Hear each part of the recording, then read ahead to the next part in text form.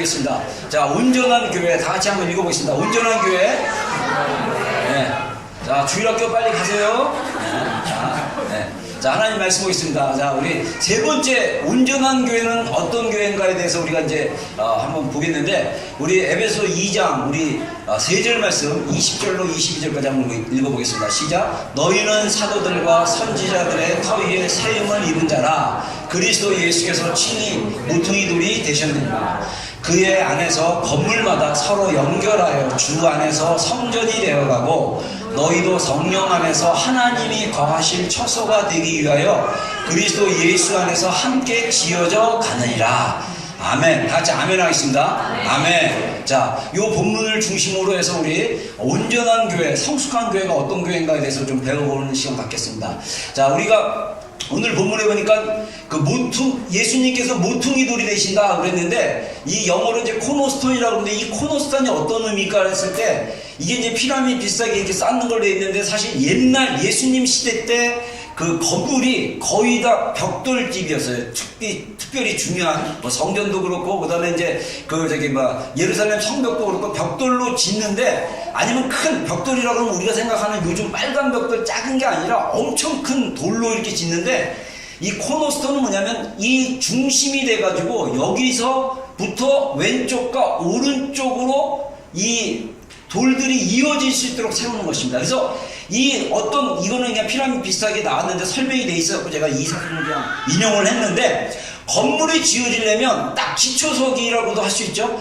이게 기준이 딱 돼가지고 왼쪽 오른쪽으로 담이 세워지면서 그 건물이 세워지는 거예요. 모퉁이돌이라는 의미가. 그래서 예수님이 어떤 지역교회든 그 교회 모퉁이돌 시작은 누구냐? 예수님이라는 거죠. 근데 더 놀라운 사실 중에 하나가 뭐냐면, 예수님께서 우리의 딱 기준점이 되셔가지고 이 교회가 세워지는데, 그 예수님이 기준점이 되어지는 교회를 세우는 터는 누구가 터냐면 바로 이게 먼저 나왔네요. 예, 잠깐만. 이 터는 바로 이제 미안한데 여기 있네요. 사도들과 선지자들의 터라고 얘기합니다. 다시 말해서 이 파운데이션, 이 건물을 모퉁이돌을 세우는 파운데이션은 누구냐? 사도들과 선지자라고 할 수 있다는 거예요. 우리가 이 원리를 저도 최근에 깨달았어요. 이 말씀에 대한 이 성경적 해석을 목사임에도 불구하고 제가 에베소서를 여러 번 퀴즈도 하고 묵상도 했음에도 불구하고 하나님께서 작년쯤에 이 말씀을 깨닫게 해주셨어요. 교회가 모퉁이 돌 대신 예수 그리스도를 기초로 세워지지만 이 터도 중요하다. 이 터가 어떻게 세워지냐? 사도와 선지자의 터에 의해, 파운데이션 위에 세워진다 라고 얘기를 한다는 거죠. 그래서 제가 이거를 갖다가 주석집을 또 찾아봤어요. 레이드로 그때 도서관 다닐 때. 제가 요즘 2주 동안 연휴라고 도서관 문을 닫는 게 굉장히 슬프지만, 제가 매일은 아니더라도 일주일에 몇 번씩 레이드로 도서관 3층 스터디 화이트 룸이 있습니다. 거기는 이제 앉아서 책만 보고 이렇게 에세이 쓰고 막 이런 장소인데, 제가 그 장소에 올라가서 이제 설교 준비도 하고, 그 다음에 책도 읽고, 그 다음에 이제 영어는 많이 안 되지만 또 이제 내가 봤던 그 번역서 원서 있나도 좀 재미로 찾아보고 막 이런 식으로 이제 하고 있는데, 제가 거기에 주석집이 굉장히 많아요. 영어로 된 주석집이 많은데, 주석집을 찾아보니까 주석집도 제가 생각했던 묵상에서 나왔던 그 해석을 그대로 얘기를 하더라고요. 이 사도와 선지자의 터 위에 교회가 세워지는 것. 그래서 이 파운데이션은 교회를 이끌어가는 담임 목회자의 사역이 굉장히 중요하다, 이런 의미로 볼 수 있고요. 자, 제가 이전에 온전한 교회에 대한 원투를 얘기했어요. 그리고 이제 오늘 세 번째 얘기하는데, 그 원투에서 얘기했던 걸 다시 한번 리뷰를 해보면, 어린 신앙에서 벗어나는 게 굉장히 중요합니다. 우리 개인의 그 구성원, 오클랜드 비전교회에 속한 우리 성도들이 어린아이 신앙에서 벗어나서 성숙해지는 게 굉장히 중요해요. 근데 우리가 어린아이는 이게 초신자를 말하는 것이 아닙니다. 초신자는 뭐냐? 새신자는 교회 다니지 또는 예수님 믿은 지 얼마 안 되는 사람을 보통 새신자라고 얘기해요. 근데 이 새신자가 자라지 않고 계속 그 신앙이 예수님 믿고 거듭난 이후의 신앙 외에는 자란 것이 없다라면 굉장히 문제가 되기 시작하는 것입니다. 그래서 그 사람이 성숙해지는 게 굉장히 필요하다. 그래서 어린아이 신앙 벗어나는 거에 대해서 제가 또 얘기를 했었고요. 그 다음에 영적 권위자에 대한 양육, 제가 2주 전에 제가 이 부분 얘기를 했죠. 그리고 우리가 공동체 안에서의 도움을 받는 거, 서포트를 받는 거.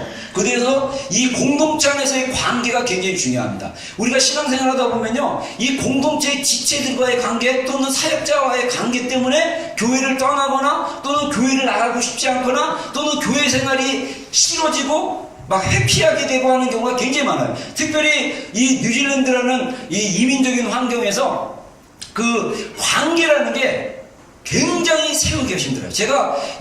저도 이제 18년 됐는데 와서 여러 목사님들과 교제하고 나누다 보니까 많은 교민들 안에 또 성도들이 이 관계 때문에 교회를 떠나서 그 사람이 교회를 이렇게 딴 교회를 갔는데 그 사람이 있어. 그러면 그 사람 때문에 그 교회 안 가고 막 이런 일들이 되게 많아요. 그래서 사실은 그렇게 다니다 보면 신앙이 자라지가 않아요. 신앙은 공동체 안에서 관계를 통해서 원수 같은 사람, 진짜 싫은 사람, 꼴배기 싫은 사람, 보면 부담되는 사람, 막 이런 사람이 있음에도 불구하고 거기서 내가 먼저 하나님 안에서 성장하고 자라가면서 서로에게 좋은 영향, 예수님께 받은 그 생명과 그 은혜를 흘려보내는 관계 안에서 자라가야 영적인 성숙이 이루어지고 교회도 함께 영적으로 성숙해질 수 있다. 이렇게 얘기하는 거죠. 그 다음에 또 중요한 키가 뭐냐? 영성으로 사는 삶. 매일의 삶이 중요합니다. 우리의 신앙이 특히 모르겠습니다. 저는 키 크리스찬들과 그렇게 깊이 교제를 안 해봐서 잘 모르겠는데 한국 사람들의 신앙생활을 가질 수 있는 굉장히 한국 사람의 그 신앙의 약점이라고 할 수 있다면 그게 뭐냐면요, 교회에서의 생활과 집에서의 생활과 직장에서 생활이 달라요. 그러니까 완전히 좀 약간 가면을 쓰고 연극하는 것처럼 사는 크리스찬들이 굉장히 많아요. 사실 교회에서 하나님께 예배했던 그 마음, 하나님을 만나고 은혜 받던 그 마음과 그 영성을 가지고 가정에서 삶 속에서 그대로 우리가 흘려보내고 우리가 그대로 삶을 살아야 되는 거예요. 그러니까 사실은 진실한 크리스찬은 직장에서도 진실한 삶을 살아내는 그런 삶을 살아야 되는데 그게 잘 안 돼요. 안 되는 이유가 뭐냐? 매일 삶의 하루하루를 예수님이 중심되는 것을 의식하면서 그리고 그 중심 되신 삶을 이렇게 살아가야 되는데 그게 안 되는 거예요. 그 훈련이 안 돼서 사실은 영성의 삶이 되지 않아서 사실은 그렇게 살지 못하는 그런 겁니다. 원래는 이거 한 개씩 나오도록 했는데 이게 지금 잘못돼가지고 한꺼번에 나왔는데, 자, 제가 그 레이드로서 한 책을 읽다가 그 소울 DNA라고 그래가지고 그 우리의 그 마음이 4가지 타입이 있다. DNA의 그 사람들이 DNA가 다 다르듯이 그 각자의 4가지 DNA가 있는데 뭐 그래서 서론 부분에 어떤 영성가가 쓴 내용인데 제가 이 문장이 굉장히 마음에 와닿았어요. 영적인 생활, 영성은 다른 말해서 영적인 생활이라고 얘기할 수 있어요. 영적인 생활은 평범한 삶을 비범한 방법으로 살아가는 것이다. 그래서 우리가 날마다 매일 주님을 우리 삶의 주인으로 모시고 그분이 중심되는 삶을 살다 보면 우리의 삶이 비범한 삶이 되는 거예요. 사람들이 볼 때 다른 삶으로 보이는 거예요. 제가 적어도 군대 생활은 이런 삶을 살았던 것 같아요. 제가 군대 가서 30 몇 년 전에 84년이니까 몇 년도죠? 34년 전에 군대 가가지고 저는 딴 생각하지 않았어요. 36개월 군대 생활하면서 나는 앞으로 목사 될 사람이다. 나는 신학교 1학년 1학기 마치고 군대 갔어요. 19살도 안 된 나이에. 그때 아마 군대 가서 제가 성인이 됐다고 그때 군대에서 성인 된 사람들을 볼펜 하나씩 기념 볼펜으로 줬던 거 기억나요? 그 정도로 어린 나이에 군대를 갔어요. 군대 갔는데 제가 논산에서 훈련 4주 끝나고 경찰학교라는 제가 의무경찰로 그때 지원을 했기 때문에 경찰학교에서 3개월 동안 경찰로 정말 경찰학교 똑같이 순종교육을 똑같이 받고 자대 배치 딱 받았는데 받자마자 너무 감사하게도 저의 군대 제가 소대 배치 소대는 이제 한 60명이 생활하는 부대입니다. 디비전인데 거기 했을 때 거기에 고참이 그때 저랑 제 친구랑 동기랑 2명 딱 그 소대에 갔는데 가방에 있는 거 다 빼봐. 그래서 더블백이라고 군인들 그 한 백에 다 모든 걸 넣는 백이 있어요. 그걸 다 빼보라고 해서 다 빼보니까 거기서 성경책이 나왔어. 제가 성경책을 가지고 있으니까. 그래서 저한테 물어보면 너 사에서 뭐 했어? 사에서 어떤 생활 했어? 뭐 하다 왔어? 그래서 제가 신학대학 다니다 왔습니다. 그럼 너 앞으로 목사 될 거야? 예 맞습니다. 목사 됩니다. 그랬더니 너 앞으로 이제 신목사다. 다 그러세요. 감사하게도 하나님이 환경을 통해서 저의 아이덴티티를 분명히 각인시켜줬어요. 전소대원한테 얘는 목사 될 사람이다. 신목사. 딱. 와 그러고 나니까 제가 딴 짓을 못하겠어요. 나는 목사야.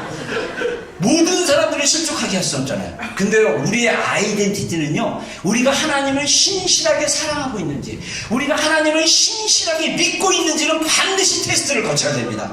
여러분들이 좋은 환경에서 예수님 믿고 좋은 환경에서 막 사랑받고 있으면 너무 감사해요. 주님 제 믿음이 너무 좋은 것 같아요. 근데 고난이 와봐요. 테스트가 오면요, 거기서 진짜인지 가짜인지 테스트 받아요. 저는 거기서 테스트 받았어요. 근데요, 저는 진짜 그때 하나님 사랑하는 마음이 그런 거 별로 없었어요.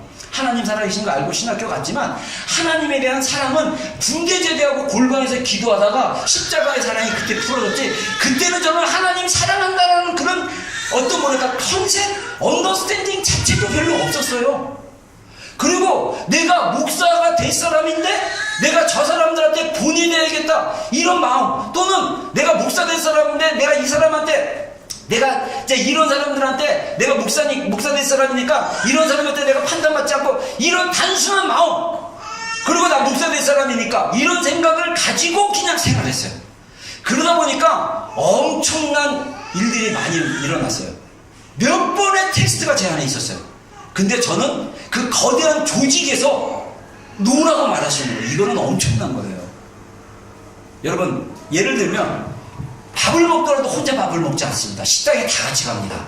그리고 혼자 먼저 먹는 게 아니라 분대별로 가서 먹는데, 딱 분대는 60명 중에 한 50명이나 보다. 50명 중에 11명, 12명의 인원으로 짜개진 소그룹인데 셀그룹이에요. 교회로 따지면 셀그룹. 셀그룹별로 가서 밥을 먹는 거예요.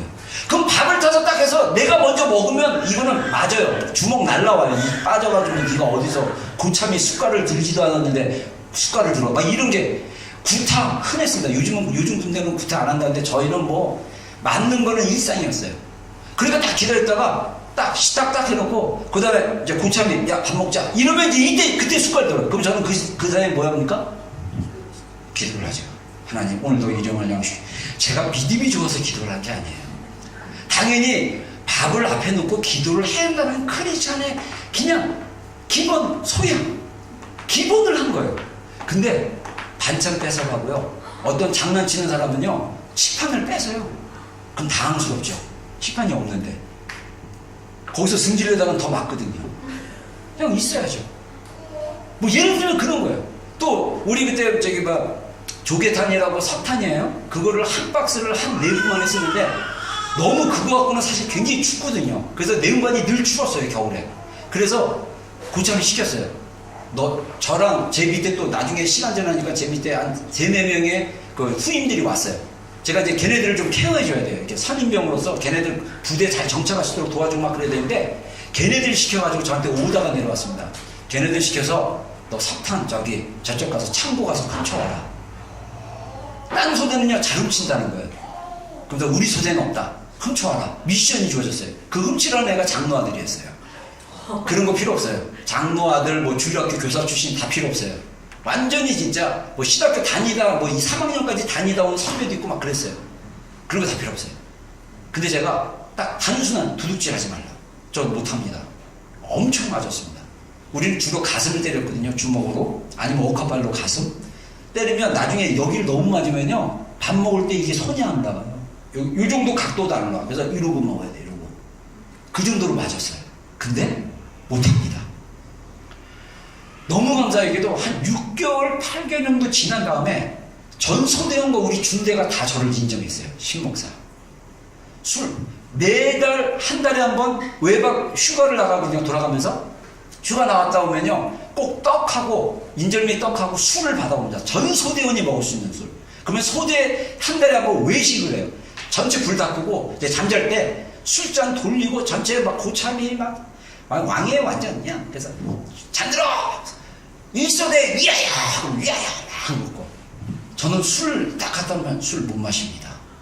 제가 믿음이 좋아서 못 마신 게 아니에요. 목사 될 사람이기 때문에 안 마시는 거예요. 근데 야 술은 나중에 막 이 새끼가 야 네가 이거를 안 들면 우리 전체 통일이 안 된다는 거예요. 이거는 한국 사람이 굉장히 중요하거든요. 여러분 저 때만 해도요 가서 짜장면 누가 시키면 다 짜장면으로 통일하는 게 분위기였어요. 짬뽕 시키면 되게 싫어했어요. 짜장면 시켜 막 이런 분위기였어요. 근데 군대는 더 심했거든요. 저는 딴 거 없었어요. 도둑질 안 된다. 기본적인 거. 그냥 순종했어요. 결과는 맞았어요. 무지 맞았어요. 끌고 가서 교육시켜라. 때려도 안 되니까 회유가 옵니다. 맥주. 고참들은 맥주 먹었거든요. 일부. 그때 소주가 기본이고 막걸리랑 맥주 그리고 사이다 콜라 한두 병 이렇게 왔어요. 그건 이게 고참들만 주는 건데 맥주를 딱 주면서 야 괜찮아. 맥주는 야 유럽에서는 맥주는 그냥 음료수로 마신다. 괜찮아 마셔. 야 너 이거 알지? 우리 둘만 먹는 건데 너한테 주는 거. 이거 먹고 싶어요. 안 됩니다. 못 먹습니다. 저는 진짜 그거 먹으면 안 된다는 그냥 그 원칙에 그냥 살았던 거예요. 나중에는 사이다 주시더라고요. 그래서 그들이 줬어요 저한테. 제가 사이다 컵으로 다 같이 건배를 하기 시작했어요. 할렐루야. 여러분 지금 우리가 사는 세상은요 말씀의 가치와 말씀의 그 밸류로 살아가는데 어게인스팅 되는 그런 세상에 우리가 살고 있습니다. 우리가 예수님을 사랑하고 그분의 말씀대로 순종하는 것이 법으로 전적되고 그 공동체에 어게인스트하게 되고 그 문화에 어게인스트하게 되는 그런 시대에 우리가 살고 있어요. 저는요 30년 전에 제가 신학 공부할 때 한 25년 전 제가 신학대하고 공부할 때 정말 온 세계에 복음이 전파된 것에 저는 믿었거든요. 온 세계에 복음이 전파되니 그때의 끝이 오리라. 마태복음 24장에 예수님이 말씀하셨거든요. 그래서 온 세상에 복음이 반드시 전파되면 예수님에 대해서 소개받았으니까 사람들이 예수님 믿는 사람들에 대해서 잘해줘야 되는 거 아니에요? 근데 마태복음 24장에 보면요 모든 민족이 너희를 미워하고 옥에 가두고 심지어 죽이기까지 하리라. 이는 내 이름 때문에 그렇게 하리라 라고 말씀하셨거든요. 근데요 저는 그게 이해가 좀 안 됐어요. 아니 예수님의 복음이 전해지면 사람들이 예수님에 대해서 호의적이 돼야 되는데 옥에 가두고 그 다음에 죽이기까지 한다고? 저는 그때 이해가 안 됐어요. 근데 마지막 때가 열리니까 이해가 되더라고요. 여러분 우리가 예수님을 믿는다는 거 우리가 매일의 삶 가운데 매일의 삶의 중심에 예수 그리스도가 중심되는 삶을 계속적으로 세워가는 것 이게 우리의 굉장히 중요한 신앙의 핵심이고 밸류입니다. 그래서 매일 우리의 삶이 주님 중심으로 살면 이게 비범한 엑스오디네셔널 그러니까 일반적인 일상적인 삶을 넘어서는 그 삶의 태도로 살아가기 시작하면 환경이 우리를 다르게 봐요. 사람들이 우리를 다르게 봐요. 우리의 정직함, 우리의 신실함, 우리의 그 예수 그리스도께서 우리에게 주신 그 사랑의 원리, 원수를 사랑하라, 오른쪽 뺨을 때리면 왼쪽 뺨 내밀어라, 겉옷을 달라고 하면 속옷까지 줘라, 너를 모욕하는 자를 축복하라, 너를 멸시하는 자를 저주하지 말고 악을 악으로 갚지 말고 선으로 갚아라. 이런 말씀의 실제를 가지고 삶을 살아가면 우리의 일상의 삶이 달라져요. 사람들이 영향을 받아요. 그거를 살 수 있는 삶의 중심이 뭐냐? 바로 매일매일 주님과 교제하는 시간을 고수하는 거. 이거 굉장히 중요하다는 거죠. 그래서 제가 두 번째 그 온전한 교회 얘기할 때 이 결론을 읽어가지고 우리 한번 읽어보겠습니다. 제가 쓴 결론입니다. 그 2번까지 3번까지 영향을 미칠 수 있겠죠. 한번 읽어보겠습니다. 시작. 공동체 안에서 건강한 개인의 영성을 가지고 함께 자라갈 때 건강한 영적 성숙이 이루어진다. 개인의 건강한 영적 성장이 서로에게 영향을 미치면서 교회가 함께 온전한 교회로 세워질 것이다. 아멘.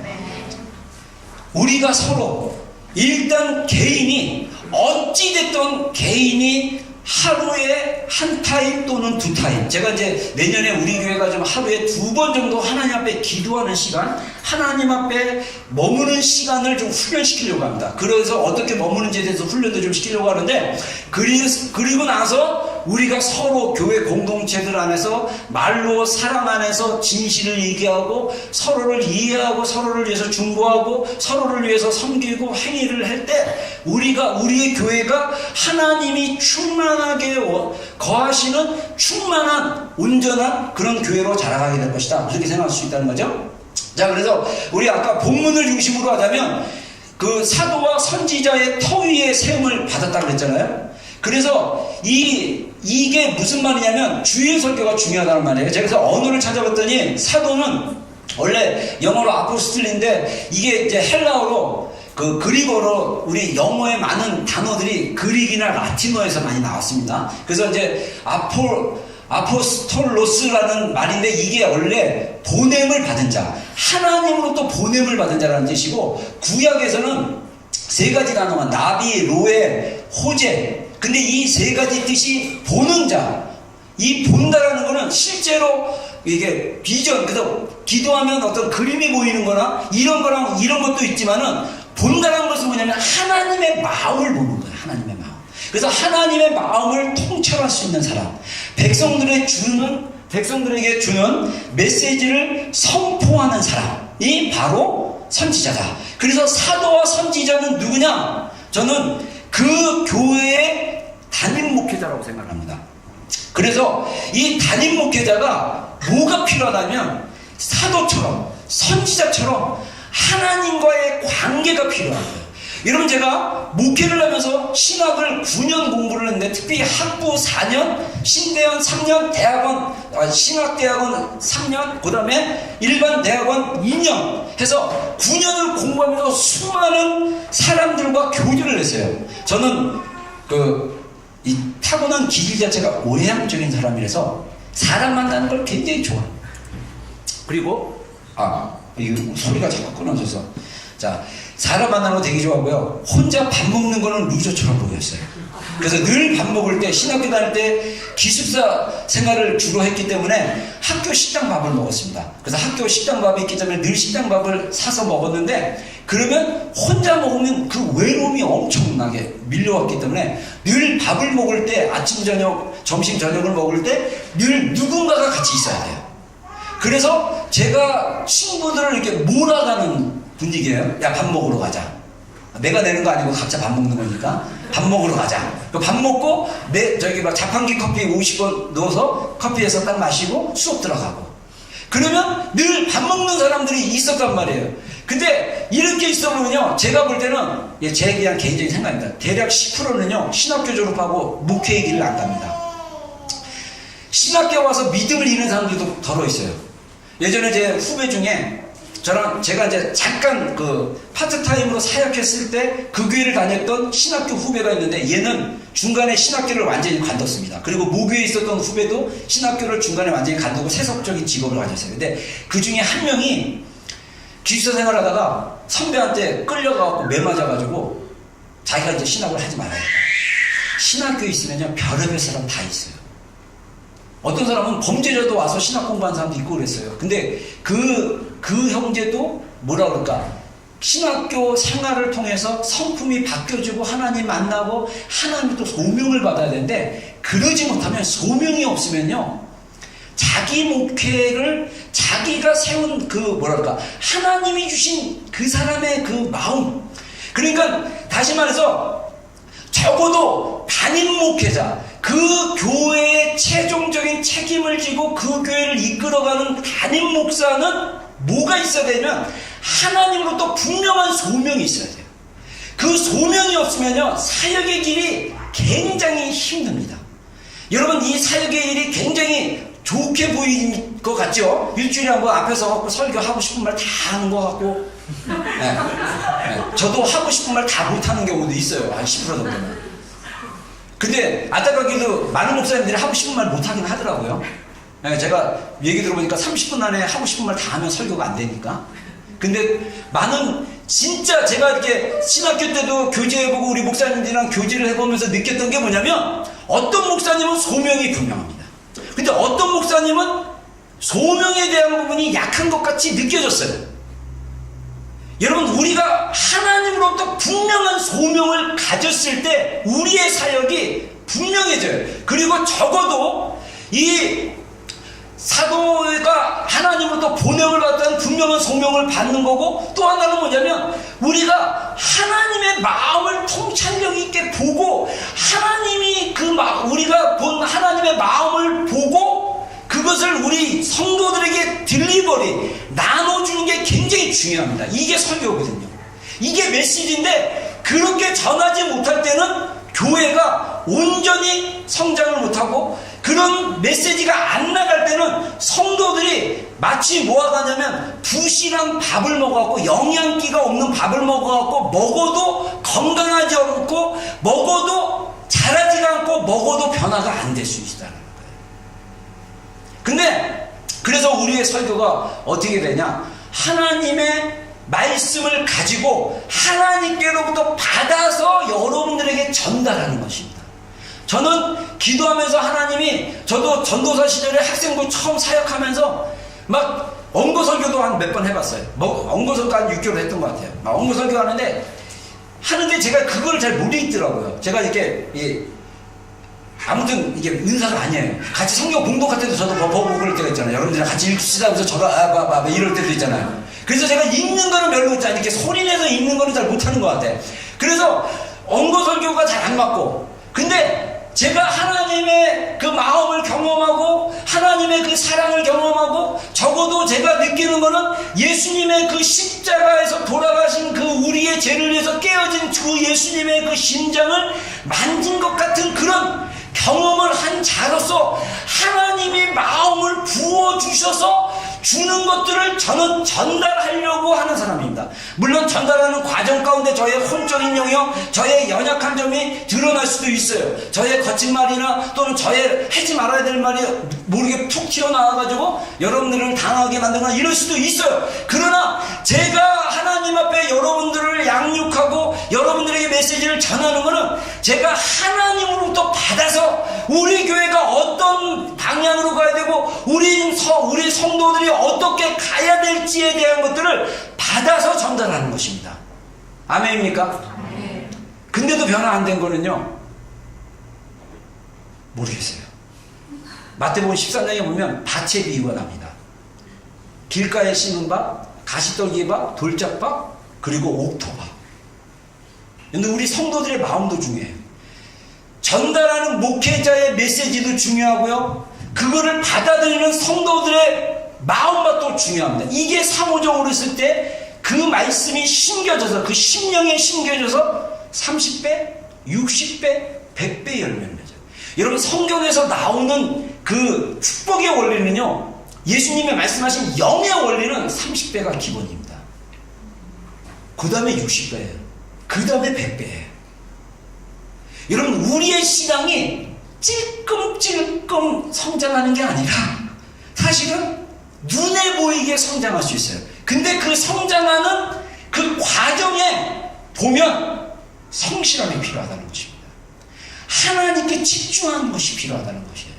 여러분, 주일 예배에서 우리 개신교, 특히 개신교의 그 예배는 설교가 중심이라고 얘기하는데, 저는 설교도 중요하고 찬양도 중요하다고 생각해요. 저는 사실 50-50으로 봐요. 그래서 사실 찬양팀에게 30분이라는 찬양의 시간을 가지는 거예요. 저에게, 제가 목회하면서 우리 교회가 한 2시간 예배를 드리는데 압력이 없는 줄 알아요? 그냥 얘기해요. 목사님 너무 예배가 긴 거 아니에요? 목사님 설교 너무 긴 거 아니에요? 막 별말 없이 툭툭 던져. 그리고 나는 그냥 알죠? 더 이상 얘기 안 했어. 그렇구나. 그렇게 너는 그렇게 생각하는구나. 기차는 간다. 뭐가 지저도. 그리고 교회 성장학 쪽으로 해서 주일 예배가요 퍼포먼스 많고 막 사람들 마음 감동시키는 데 집중하고 막 이러면요 교회 성장할 수 있어요. 수적으로. 저도요 야망이 있었던 남자입니다. 제가 대학교 1학년 2학기 때 복학을 했는데 교양 과목인데 경영학을 배웠어요. 근데 그때 한남대 교수였는데 강사로 오셔가지고 경영학을 배우면서 마지막 학기 말 과제가 뭐였냐면 경영학의 원리에 의해서 앞으로 개척할 교회에 대한 경영을 이렇게 써봐라. 안타깝게도 그때는 컴퓨터가 없었던 시대에 손으로 썼던 시대라서 레포트가 다 이제 분실이 됐는데 제가 그때 그거 쓰면서 도전받았어요. 하나님, 제가 목회하면서 5,000명이 모이는 교회 3개만 개척하게 해주십시오. 저는 많이 모이고 크게 하면 하나님께 영광 돌린 줄 알고 있었어요. 경영학의 원리도 기업이 맨날 구멍가게 기업이 아니라 조그만 슈퍼마켓 수준이 아니라 전국으로 확산되고 전 세계로 확산되는 게 이게 경영학에서 얘기하는 그 경영의 성공이거든요. 그래서 그거 가지고 내가 막 써. 그거 쓰는 기간에 또 골방에서 기도하면서 내가 뜨겁게 기도했잖아요. 하나님, 제가 기도하는 교회에서 5,000명의 교회가 모여가지고 제가 한 교회 개척하고 또 부흥하면 또 다른 교회 개척했는데 그 교회가 또 5,000명 되고 또 교회 개척. 와, 나 이거 되게 기도할 때는요 막 하나님 그렇게 해주실 것 같은 믿음, 그게 야망이었어. 막 뜨겁게 기도를 했어요. 하나님이 자아를 죽이시더라고요. 자아를 주고 내가 죽고 주님이 사시니까 그게 중요한 게 아니야. 내가 사는 동안 예수 그리스도께서 영광 받으시길 원하시는 거야. 내가 어떤 성공을 이루고 어떤 삶을 살고 어떤 재물을 모으고 어떤 그 어치브먼트, 어떤 성취를 이루는 걸 주님이 원하시는 게 아니라 그걸 통해서 그 과정을 통해서 하나님이 매 순간 하나님께 순종하고 하나님의 마음을 따라가고 하나님의 마음을 가지고 한 발 한 발 걸어가는 거. 하나님 그거 원하시더라고요. 제가 목회하면서 저도 하나님 기도하는데 저한테 그랬어요. 목회는 나를 하나님께서 훈련시키는 과정이다. 목회는 내가 너를 어떻게 보면 다르게 얘기하면 목회는 하나님이 나를 다루는 과정이다. 그래서 저도 큰 교회에서 부교육자를 쓸 때 엄청 진짜 재밌고 이 교회 일이요 24시간이 모자릅니다. 제가 30 초반에 이 뒷골이 땡겼어요. 여기가 찌릿찌릿했어요. 너무 과로해가지고. 근데 알고 봤더니 이게 일중독이었어요. 전 일중독인지도 몰랐어요. 일중독까지 빠져봤어요. 근데 외면을 쫓아가다 보니까 내면이 공허해지기 시작합니다. 내면이 허무하고 내면이 채워지지 않고 20대 때 그렇게 기도하면서 하나님을 경험해요. 오기 전에 애들 때문에 겪었던 고통, 힘듦, 짜증, 괴로움, 한계 이거를 하나님 다 보고 계셔요. 그럼에도 불구하고 나 하나님 예배하기를 원합니다. 왜? 하나님은 예배받기에 합당하신 분이기 때문에 우리가 주일날 우리의 공동체가 주님 앞에 나와 하나님을 예배합니다. 내가 고통스럽고 힘들고 괴롭고 어렵고 감정이 힘들지만 내가 그럼에도 불구하고 하나님은 찬양받게 예배받게 합당하신 분입니다. 그래서 내가 주님 앞에 나와 예배합니다. 주님 우리의 예배를 받아 주시옵소서. 이게 진짜 예배 아닙니까? 제 안에 그 믿음이 있어요. 주일 예배는 그런 믿음이 되어야 된다. 하나님이 이거는요 제가 가진 게 아니라 저는 하나님께 받은 스피릿이라고 생각해요. 여러분도 받기로 주의 이름으로 축원합니다. 우리가 드려지는 주일 예배가 하나님이 당연히 찬양받게 합당하신 분이라는 그 스피릿이 여러분도 받아서 여러분의 것이 돼서 우리 비전교회 예배 하나님의 충만하심이 임하는 예배 예수 그리스도를 모르는 불신자라 할지라도 하나님의 영광 그 옷자락이 임하는 것을 영으로 느낄 수 있는 예배 그런 예배를 저는 꿈꾸고 있어요. 우리 개인의 각자가 하나님은 영과 진리로 예배하는 예배자를 찾으신다. 이 믿음을 이 말씀을 여러분 안에 뿌리로 DNA로 갖고 계셔야 돼요. 그리고 예배 가운데 나오셔야 돼요. 자, 이게 이제 마지막 페이지입니다. 마지막 페이지 좀.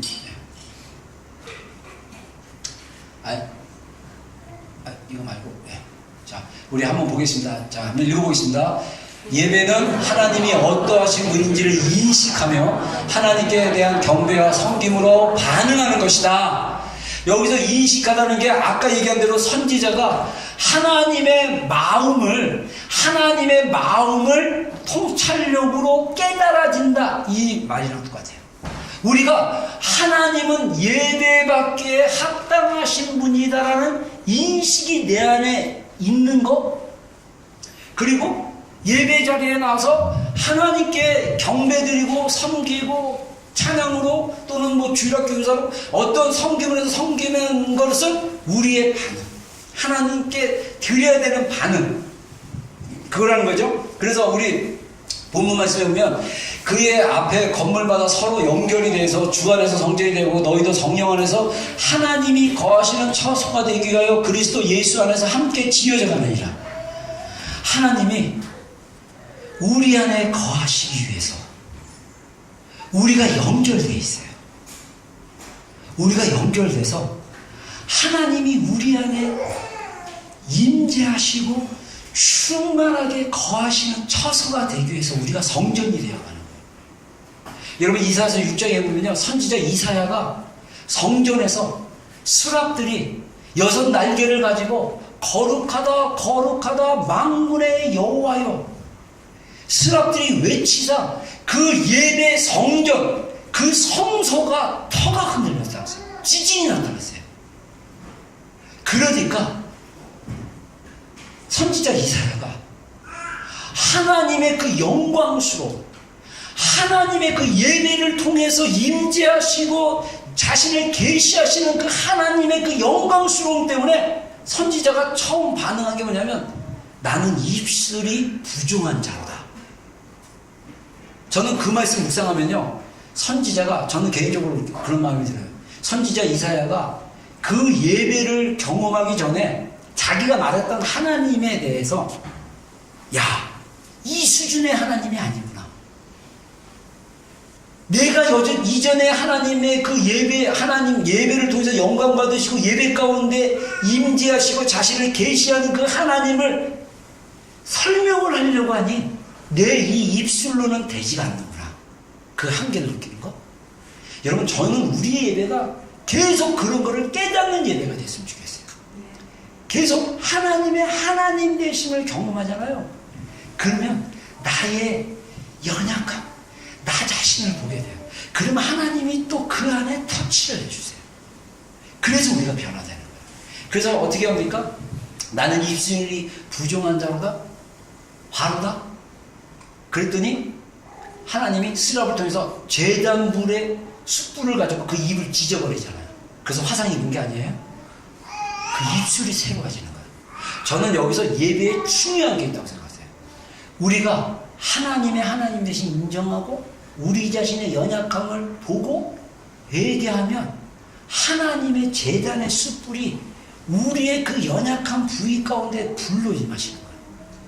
그러면 치유가 되고 회복이 되는 거예요. 저는 예배를 통해서 회복이 가능하다고 생각합니다. 예배를 통해서 우리 심령이 살아날 수 있다고 생각합니다. 예배를 통해서 우리의 병이 치유될 수 있다고 생각해요. 예배를 통해서 하나님의 일하심을 우리가 경험함으로 우리의 삶이 매 주일마다 예배를 통해서 우리의 내면이, 우리의 영이, 우리의 감정이 계속적으로 치유되고 회복되어지고, 그래서 하나님의 만져주심을 경험하는 예배가 가능하다고 믿습니다. 그런 예배인 줄로 믿습니다. 그래서 예배는 어떤 거냐? 제가 이거를 사실 몇 번 인용했을 때 기도로 인용을 했는데, 또 예배의 관점으로 보니까 예배는 우리를 살리는 길이에요. 하나님의 리빙 웨이, 우리를 살아나게 하는 방법, 그게 예배라는 거예요. 자, 우리 히브리서 10장 19절로 20절 마지막에 한번 읽어보겠습니다. 시작. 그러므로 형제들아, 우리가 예수의 피를 힘입어 성소에 들어갈 담력을 얻었나니 그 길은 우리를 위하여 휘장 가운데로 열어놓으신 새로운 살길이요 휘장은 곧 그의 유체니라. 자, 여기서 성소라고 얘기했는데 사실은 지성소를 얘기합니다. 하나님의 법궤, 십인자, 속죄서, 하나님의 영광, 셰키나의 영광이 임하는 그 지성소로 우리가 왜 갈 수 있느냐? 예수님께서 십자가에 대신 돌아가심으로써 그 지성소의 휘장이 위에서부터 아래로 찢어지는 그런 기적이 일어나고, 우리가 예수 그리스도의 예배 가운데 나갈 때 우리의 이전의 예배 전에 행했던 행위와 상관없이 누구를 힘입어 나가야 되냐? 예수님의 피를 힘입어 나가야 되느니라. 할렐루야. 여러분, 예수 그리스도의 피가 왜 소중합니까? 예수 그리스도의 피는 2000년에 골고다 언덕, 갈보리산 언덕에 그 나무 십자가에 묻으시고 그 십자가 밑에 땅에 흘리신 실제적인 리얼한 피지만, 이 피는 영적인 세계에서 하나님의 능력과 하나님의 자비와 하나님의 은혜를 상징하기 때문에 그 피로 말미암아 우리가 하나님 앞에 예배할 수 있는 거예요. 우리가 일주일 동안 말씀 잘 읽었고, 우리가 일주일 동안 성경 잘 읽었고, 우리가 일주일 동안 열심히 살아가지고 하나님께 칭찬받기 때문에 당당하게 예배하는 것이 아니라, 우리가 연약했고 실패했고 죄지었고 너무 내 스스로 보기에도 너무 한심하고 진짜 지옥에 갈 그런 존재처럼 보여지는 상태라 할지라도, 우리가 주님 앞에 나왔을 때 예수 그리스도의 보혈의 피를 의지하여 주님의 임재 가운데 들어가셔야 돼요. 그러면 하나님이 우리를 살리십니다. 그 길은 우리를 살리는 길이에요. 우리의 주일 예배가 우리를 살리는 예배, 우리를 새롭게 하는 예배, 우리를 회복시키는 예배, 우리를 주님의 생명으로 다시 세우는 예배, 그런 예배가 되기를 주님으로 축원합니다. 기도하겠습니다. 우리 찬양할까요? 우리 주는 이 땅에서 우리 정말 여기 있어요. 찬양 하나 하고 우리 좀 기도하는 시간 갖겠습니다. 우리 영어로도 한번 부르고 우리 가사를 부르는데, 여러분 저는 이 찬양 알고 나서 이 찬양 너무 좋은 것 같아요. 하나님은 그 어떤 것보다 높으신 분, 지존하신 분. 그래서 하나님은 우리의 목소리로, 우리의 마음으로 찬양받게 합당하신 분입니다. 아멘. 자, 우리 한번 고백할까요? 주는 땅 위에서